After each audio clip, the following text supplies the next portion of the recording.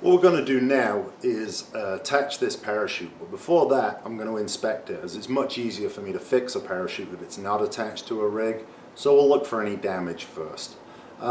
It's really quite straightforward. All you do is inspect everything on the equipment. So you look for any holes, tears, missing or loose stitches, missing or loose bar tacks. Check that the condition of the line is adequate for the customer's needs, whether it's the next 100 jumps or the next 300 jumps.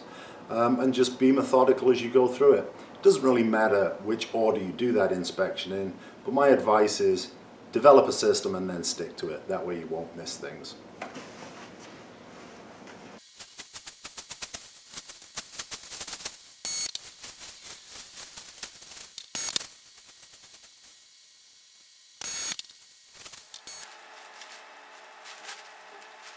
And don't forget to look at the slider grommets, especially if you're using one of the aramide lines, as they do have a tendency to wear through the slider grommets, and if you don't catch it, it'll cost you a line set.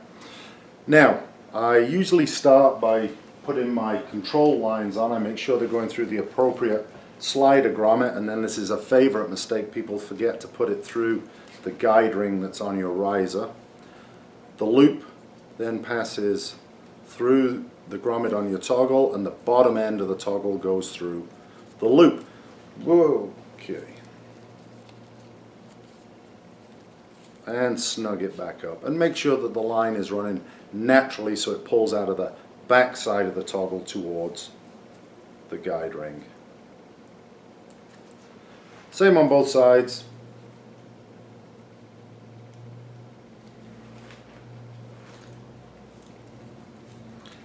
And just to reinforce what I just said, don't go the short way, don't go just over the top of the toggle like so.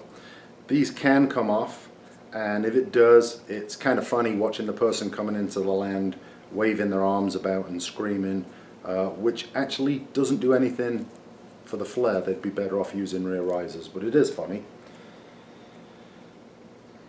And now, in no particular order, I'll start with the rear right line group, and I'm going to make sure that the continuity, that is to say making sure that the lines are going in the correct sequence from its position on the parachute to its position on the link. So what I just said was, I'm going to make sure that the outboard line has an outboard position on the link, and the inboard line has an inboard position on the link, and everything in between.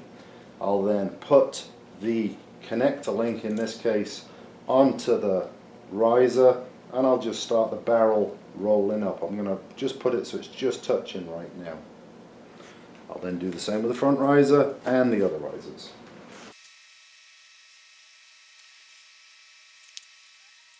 So now let's take more of a macro look at the orientation of the links. Typically the openings are facing inside, with the threads towards the canopy, barrels towards the container.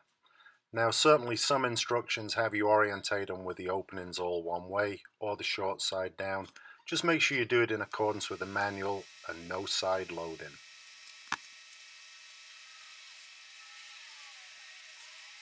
And now before I tighten up the links, I'm going to just do a last double check, making sure that everything is going to its position without taking a circuitous route around or through something other than the appropriate slider grommet.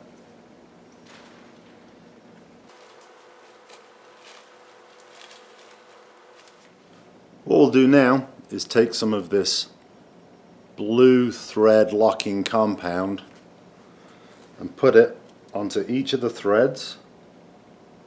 Remember to use the blue, not the red, because the blue will come off the red. You're going to end up cutting those links off. Get a little bit on the threads. Don't go too crazy.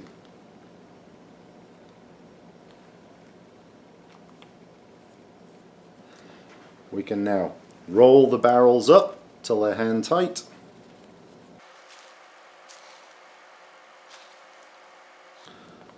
And then you can either do it by taking a wrench and putting about a quarter turn on it,